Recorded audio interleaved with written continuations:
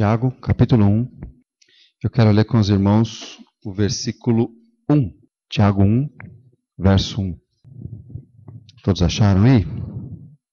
Diz o seguinte: Tiago, servo de Deus e do Senhor Jesus Cristo, às 12 tribos que se encontram na dispersão. Saudações. Vamos orar mais uma vez? Pai Santo, te agradecemos por esse momento juntos aqui. Obrigado, Deus, por este versículo. Obrigado pela tua palavra, que ela é tão rica, ó Deus, e nos ensina e tem o propósito, ó Deus, de nos fazer mais parecidos com o Senhor. E tem o propósito, ó Deus, de nos ensinar a que a nossa vida seja de seguidores do Senhor, seja de imitadores do Senhor, que buscam viver para o Senhor, para a tua glória. Então eu te agradeço, ó Deus, nós agradecemos por causa da tua palavra. Temos ela aqui aberta em nossa língua, com a oportunidade de estudá-la, ó Deus. Eu agradeço a ti, Jesus. Muito obrigado. Eu peço que o Senhor nos guie, nos dando compreensão e nos fazendo aplicar nas nossas vidas. Eu peço que o Senhor nos perdoe as falhas, que temos tantas, ó Deus, e nos leve para junto de ti, nos conduza aqui através da tua palavra, Senhor. Eu peço que o Senhor de fato fale aos nossos corações e nos faça transformados alguma área, algum passo, ó Deus, nesse nosso processo de mudança, de transformação que o Senhor está fazendo em nós. Nos purifica e nos conduz em nome de Jesus. Amém. Irmãos, eu quero começar a estudar com os irmãos, nos próximos domingos, o livro de Tiago. Tá bom? Eu queria que nós conversássemos um pouquinho sobre o livro de Tiago. Tem muitas lições para nós, este livro, esta carta, na verdade. Então hoje, o que eu gostaria era de dar uma introdução só, sobre um panorama, sobre esta carta, e para que você pudesse ter uma ideia mais ou menos do porquê essa carta foi escrita, por que ela existe, como as pessoas que a receberam, quem escreveu, como é que isso afeta a compreensão do texto que nós temos na mão. E, diante disso, a gente poder, durante as próximas semanas, a gente olhar para os próximos versículos e ser edificado entendendo como é que aquelas pessoas que receberam essa carta, como é que elas entenderam aquilo e como isso veio para elas, como aquilo chegou para elas, como aquilo trouxe, seja consolo, seja encorajamento, seja ensino, seja exortação, como essas palavras chegaram e por que elas chegaram até aqueles irmãos, tá bom? Então eu queria que nós olhássemos um pouco aí, pensando uma introdução geral em Tiago. Eu vou passando aqui, aí a gente vai caminhando junto. Algumas observações, eu queria que você tentasse, quando você fosse para o texto, observar o texto. Toda vez que você for ler o texto, que você lesse, que você relesse, que você prestasse atenção nos detalhes que existem ali. Pensando em termos geral, pensando na carta, então esse é o primeiro aspecto, ela é uma carta. Nós chamamos de livro, porque a Bíblia são 66 livros, mas originalmente, este livro que nós chamamos de livro de Tiago, ele foi escrito como carta. Então nós temos que pensar que de fato alguém pegou papel, inspirado pelo Espírito de Deus, escreveu uma carta para outra pessoa. E é isso que nós temos aqui. Tá bom? Então ela é uma carta. Ela foi escrita de alguém para alguém com algum propósito. A gente precisa lembrar disso quando a gente lê, quando a gente senta para ler. E a gente vê aqui logo nesse primeiro versículo, quem escreveu? Tiago. Aí ele diz, servo de Deus e do Senhor Jesus Cristo, às 12 tribos que se encontram na dispersão, saudações. A gente vai entender um pouquinho disso. Mas, em primeiro lugar, é uma carta. Segundo, algumas questões importantes aqui na carta de Tiago. Ele vai falar sobre paciência. Então, algumas palavras são paciência, são perseverança. Ele vai falar sobre fé. Ele vai falar sobre religião. Ele vai falar sobre obras. Ele vai falar sobre humildade. Ele vai destacar algumas dessas palavras que são importantes na vida diária. É essa a intenção de Tiago quando ele escreve. A composição. Então, tudo isso observando inicialmente a carta. A ênfase de Tiago ao escrever é muito prática. Ele tenta ser bem prático. E o resultado o resultado da fé chama a uma conduta piedosa. Quer dizer, o resultado da nossa fé deve nos levar a um viver piedoso, um viver com o reconhecimento da presença de Deus. Então, Tiago começa a trabalhar nesse sentido. Quem? Pensando em quem, temos pelo menos 2 quens aqui. O primeiro quem é quem escreveu. E quem escreveu foi Tiago. Ele mesmo se autodenomina Tiago. Só que na Bíblia cita pelo menos 4 Tiagos. Pelo menos 4. 2 deles eram apóstolos. E é interessante que, na verdade, não foi nenhum dos apóstolos. Foi Tiago, o meio-irmão de Jesus. O filho mais velho depois de Jesus, né? O filho de Maria e José, que veio depois de Jesus. Tá bom? Então, esse Tiago, o meio-irmão de Jesus. Ele era filho de José e Maria. Esse Tiago, com a história, e a gente vê lá em Atos, que ele foi o líder da igreja em Jerusalém. Jerusalém foi a primeira igreja fundada, a igreja mais forte, que a partir dela começou a se desenvolver todos os ministérios, todo o trabalho, toda a proclamação do evangelho foi a partir da igreja de Jerusalém. E Tiago tornou-se o líder desta igreja, o pastor, o líder desta igreja. Então, este é o Tiago que escreve esta carta aqui. Só que, curiosamente, na história, ele é conhecido por causa da sua vida piedosa. Tanto de cristãos quanto de judeus, ele está em Jerusalém, tá bom? Ele é conhecido como alguém que tem uma vida justa, uma vida que honra a Deus, uma vida de oração. Tanto é que uns apelidos que lançaram para ele foi Joelhos de Camelo, de tanta dedicação que ele tinha à oração. Talvez joelhos calejados, né? Então, essa ideia de que ele passava muito tempo em oração, ele foi reconhecido assim. Esse é Tiago que escreve essa carta. Então a gente percebe bastante humildade. Começando no primeiro versículo, né? Ele não diz assim, Tiago, o meio-irmão do Senhor, o Messias, e o líder da igreja em Jerusalém. Ele não começa assim. Como ele começa a carta? Tiago, servo de Deus e de Jesus Cristo. Tiago, eu sou de Deus e de Jesus Cristo, escravo. Servo. Aqui para servi-lo. À disposição dele. Esse é o primeiro quem? O autor, quem escreveu foi esse Tiago. Esse coração escrevendo ali, usado por Deus, inspirado pelo Espírito Santo de Deus, para trazer essa carta para um outro grupo, que é quem recebeu essa carta. Irmãos, quem recebeu essa carta foram cristãos. Pessoas que eram de origem judaica, mas que haviam se convertido ao cristianismo. Eles eram crentes do Senhor Jesus. Só que eles tinham algumas peculiaridades. Eles eram, na sua grande maioria, tá bom? Pobres. Tinha também ricos no meio, mas eles eram praticamente pobres. Sofridos, pessoas simples, mas crentes no Senhor. Era uma igreja com muitas dúvidas sobre a fé cristã e sobre a ética cristã. Uma igreja de irmãos que estava crescendo, mas ainda com muitas dúvidas acerca de alguns detalhes da fé. De como era o cristianismo, de como era viver a fé. Como viver neste mundo a fé que eu prego, que eu digo ter. Eram esses cristãos. O quê? Por que é que Tiago, o que fez Tiago escrever esta carta? Ele quis trazer apoio, fortalecimento, consolo, exortação e ele quis trazer identificação.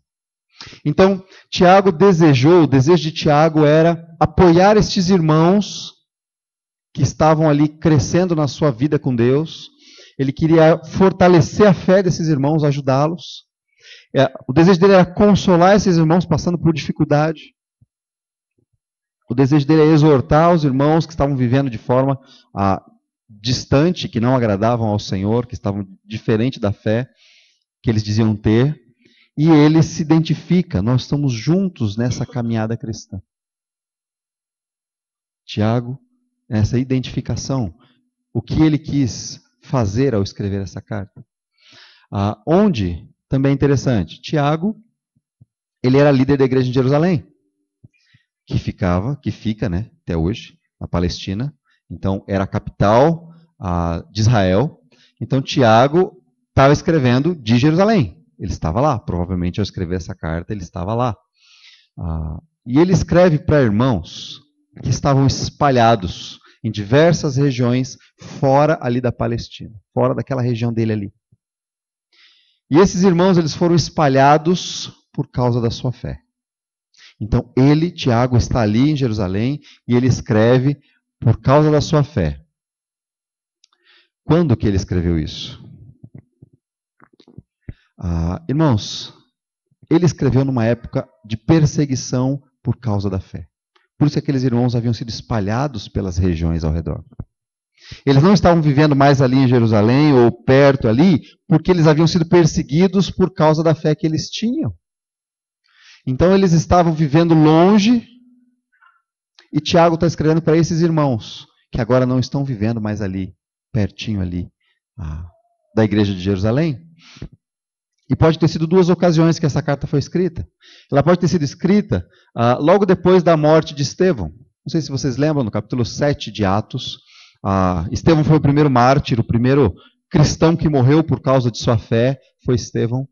E Estevão está ali, e a partir da morte dele começa uma grande perseguição, onde no capítulo 8 de Atos, fala que todos, exceto os apóstolos, ficaram em Jerusalém.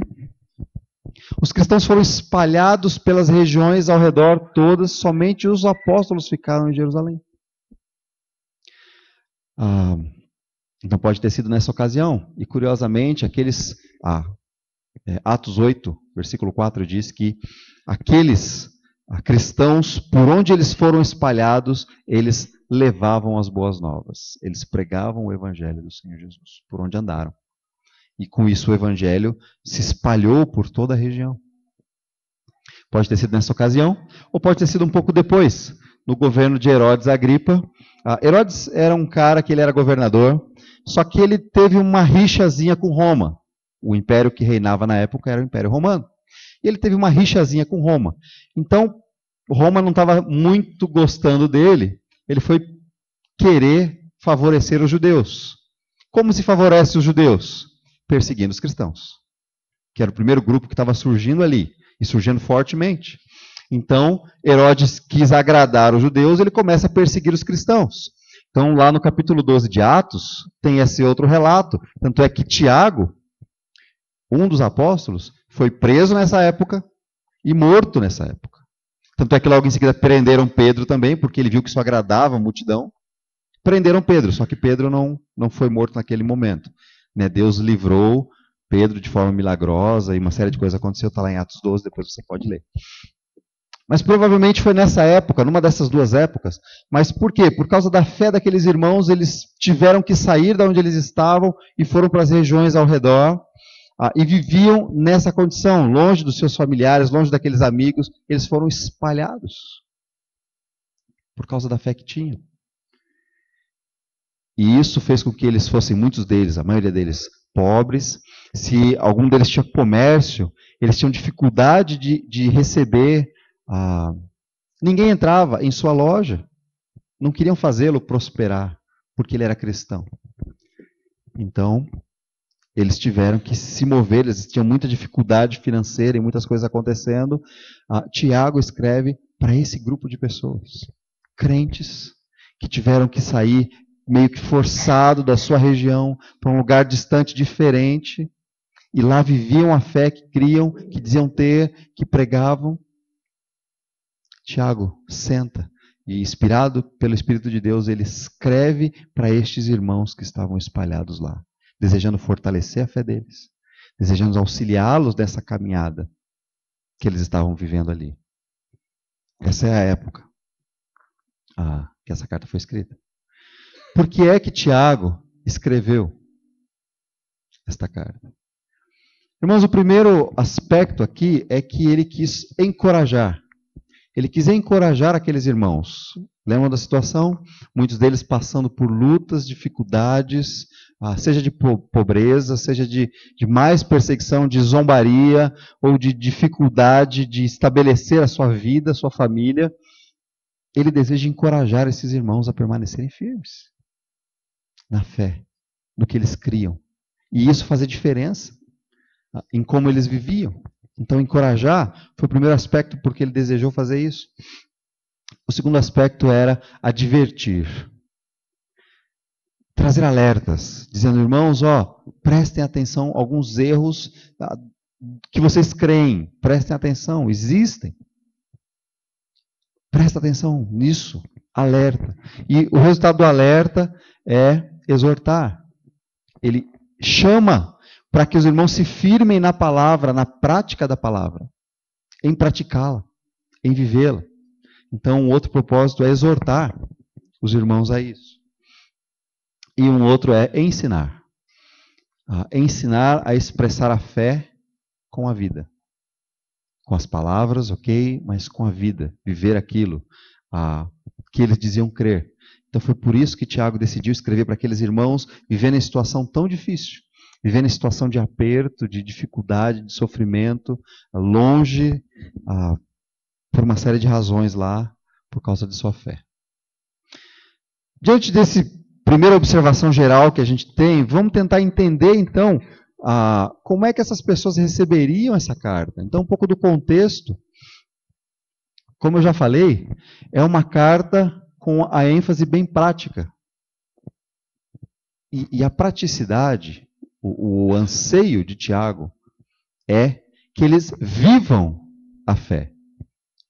E isso, então, levar a uma vida transformada, uma vida piedosa, uma vida temente a Deus, uma vida que reconhece a Deus, uma vida diferente, onde eles estivessem. Então, a ênfase dela, ela é bem prática. Esse é o contexto que nós temos. Comparando a questão da linguagem que Tiago usa, irmãos, ela não tem uma ênfase muito grande em doutrina, essa carta. Como Paulo tem.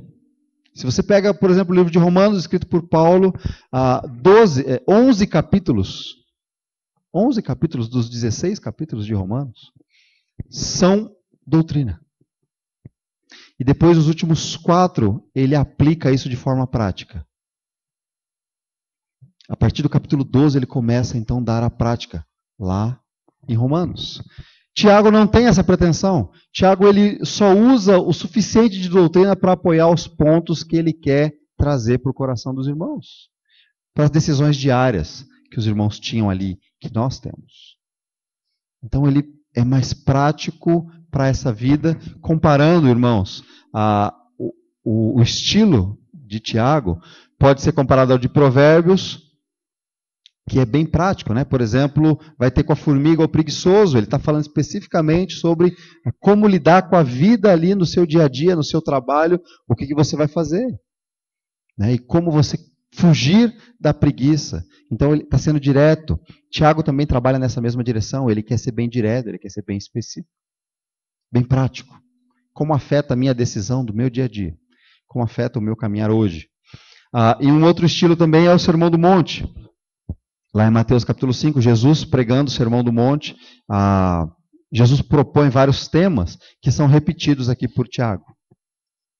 Então, nesse sentido, se você coloca essa carta de Tiago e você coloca o Sermão do Monte, você tem muito paralelo, eles caminham muito juntos. Então, Tiago conhecia de fato aquele sermão de Jesus, ele vivia isso, ele ansiava por isso, e era o que ele reforçava. Aqueles temas ali que Jesus tratou, Tiago traz e trata de forma bem prática com os irmãos também. Uma conclusão desse primeiro pedaço aqui, para a gente entender, para você pensar.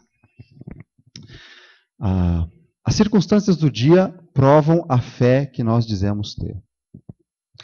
Irmãos, cada dia, enquanto nós andamos, enquanto nós trabalhamos, enquanto nós estudamos, enquanto nós encontramos com pessoas, nos relacionamos com os vizinhos, com os próximos, com os amigos, as circunstâncias do dia, de cada dia, elas vêm tentando provar a fé que nós falamos que nós temos. E a resposta a isso vai mostrar se nós somos aprovados, se a nossa fé é aprovada na nossa prática ou não. Então, cada dia nós temos diversas coisas que vêm provar a nossa fé. Então, a fé que nós temos deve nos levar a agir. Então, em cada decisão do dia. E é isso que Tiago vem tratar. Irmãos, é bem interessante que Tiago ele fala, por exemplo, da língua. Ele vai direto ao ponto, ele fala sobre o uso da língua. Isso é algo direto, que você usa, que você tem, que eu tenho. Como nós usamos a língua, as palavras, né? A voz que Deus nos deu. Ele vai falar de diversos assuntos bem reais, bem práticos, das decisões diárias nossas. Ele quer dizer assim, irmãos, você tem um dia onde você encontra com pessoas, talvez um dia corrido, talvez um dia turbulento, talvez um dia difícil, talvez um dia triste ou um dia alegre. Como você lida com cada situação que acontecer nesse dia? Foi resultado da sua fé? Ou você prega uma coisa e a sua fé no seu dia a dia mostra outra coisa, a sua ação mostra uma fé diferente. Qual que é? Como que é? E Tiago vem trazer essa ideia. Então, as circunstâncias provam a nossa fé, então a nossa fé deve nos levar a responder positivamente a essas circunstâncias. Eu queria que nós, então, tentássemos aplicar um pouco essa questão. Eu sei que é só uma introdução, e nós vamos dedicar mais tempo ao estudo da carta em si, nos próximos domingos, mas eu queria que nós pensássemos um pouco, olhando para esse contexto aqui, da introdução da carta, o que nós podemos aprender. E aí uma pergunta que vem é, algum exemplo que eu devo seguir? Algo que eu devo seguir? E eu vejo alguns. Por exemplo, eu vejo humildade do próprio Tiago. Além dele falar sobre humildade na sua carta, a própria expressão dele de humildade. Ele foge da autoexaltação e ele reconhece que Deus é que deve ser glorificado, que deve ser exaltado. Então, um exemplo a seguir aqui de Tiago é humildade. Não querer ser maior, exaltar-nos a nós mesmos, mas reconhecer que nós, perto do Senhor, não somos nada e precisamos completamente dele. Então, humildade, um aspecto, o primeiro aspecto. Um outro exemplo a seguir é coerência. Tiago nos chama à coerência. Que as nossas decisões, a nossa fé nos leve a tomar decisões diárias, no uso das palavras, no uso daquilo que eu faço nos meus relacionamentos, nas minhas conversas. Cada decisão, cada situação, cada momento, sejam elas aparentemente grandes ou pequenas. Ele nos chama à coerência daquilo que eu creio. E ele nos chama à perseverança, a permanecer firmes. Lembra, irmãos, eles estavam vivendo momentos difíceis, de sofrimento por causa da fé. Onde eles tinham tudo para chutar tudo para o ar e voltar talvez para a sua região, para a sua casa, para a sua família. Eu não sei se vocês têm visto, se vocês têm acompanhado. Eu esqueci o nome dela, Miriam, eu acho. Não sei se quem viu. É uma mulher do Sudão. Ela é casada com um rapaz que ele é do Sudão também, mas ele é naturalizado americano. E ele, acho que ele é bioquímico, não sei, e ele foi morar nos Estados Unidos, ele esteve ali, foi naturalizado americano, só que ele voltou ao Sudão, e quando ele voltou lá, ele foi buscar a sua esposa. Só que aí ele naturalizado americana, ela não, ela sudanesa. Só que ela diz que é cristã desde que nasceu, ou foi criado pela mãe no cristianismo. Porém, levantaram algumas testemunhas dizendo que ela era muçulmana e se converteu. Então ela foi presa. Ela está presa. E aí, ela estava grávida. Ela estava grávida, nasceu esses dias o filho dela na prisão. Ela tem um filho de 2 anos, se não me engano, que foi tirado dela, fica por ali, perto dela, mas não pode ir com o pai, porque o pai é cristão. E o governo decidiu que essa criança é muçulmana, então eles não podem dar o cuidado dessa criança ao pai. Então a criança fica na prisão com a mãe, ou os guardas ali cuidam. E esse bebê nasceu também, e para o governo, esse bebê é muçulmano, então também ele não vai aos cuidados do pai. E aí, aquele marido, ele deu testemunhos do seguinte, de que disseram para ela, simplesmente diga que você não é cristã, que você não crê nisso, e que você é muçulmana, e está tudo bem. Aí ela responde, eu não posso, por causa de capricho, ou o que for, renegar a minha fé. Eu não posso. Eu não posso fazer isso. E ela continua presa. O parto dela foi esses dias aí atrás. Já vinham falando que ela estava se alimentando mal, né, por causa da prisão e tudo mais lá. Mas ela teve filho esses dias, parece que nasceu bem, nasceu normal. Mas eu não sei maiores detalhes ainda. Ela foi condenada à morte. Mas eu acho que ainda não fizeram. Porque estavam esperando nascer. Estavam esperando nascer para depois ver o que ia acontecer. Né? Oi? Tinha que tomar chibatadas e depois ela ia.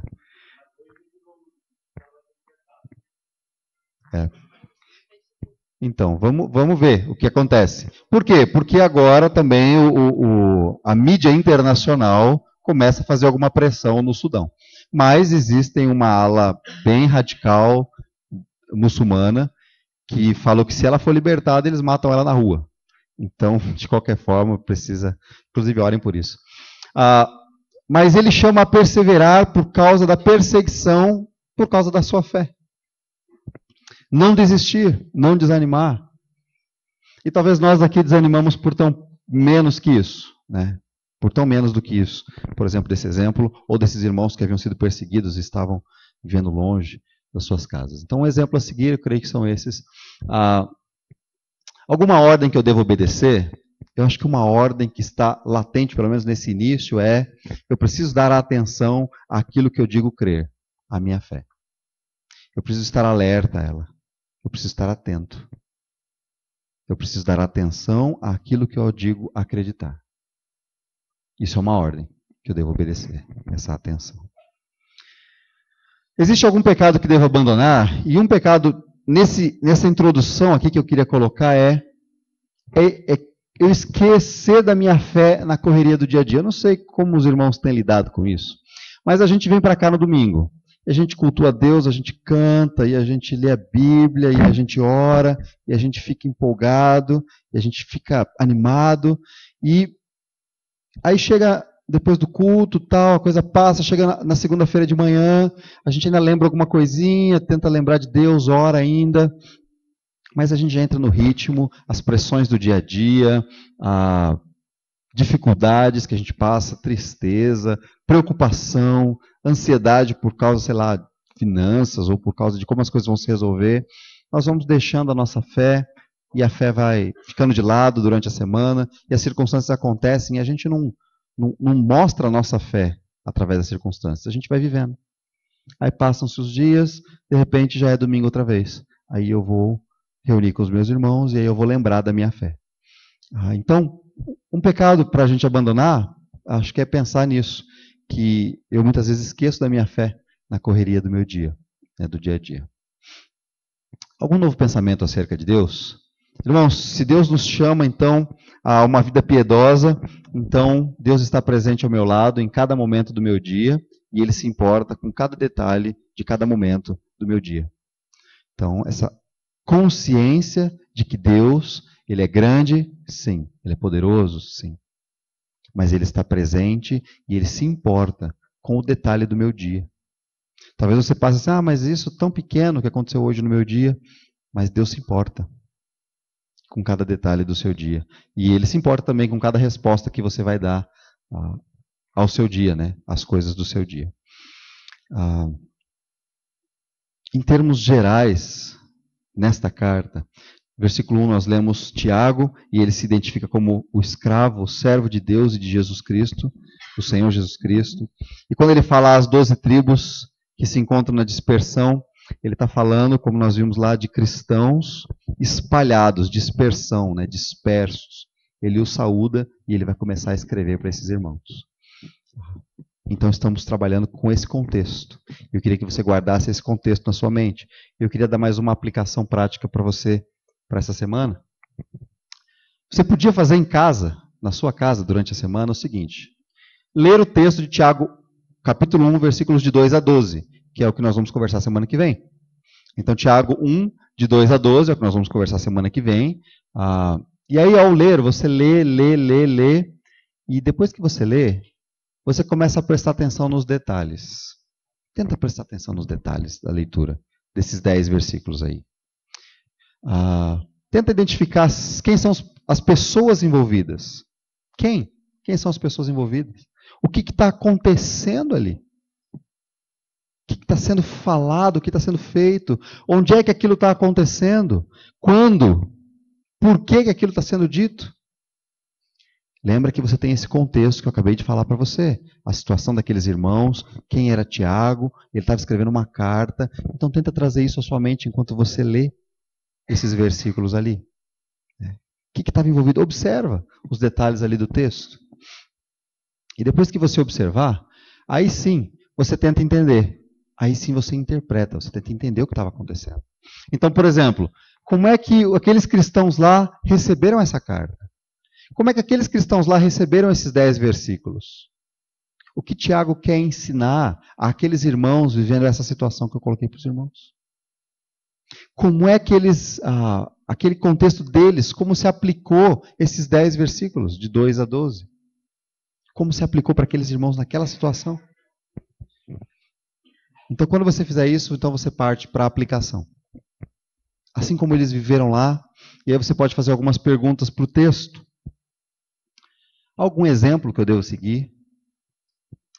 Há alguma ordem que eu devo obedecer? Há algum erro que eu devo evitar?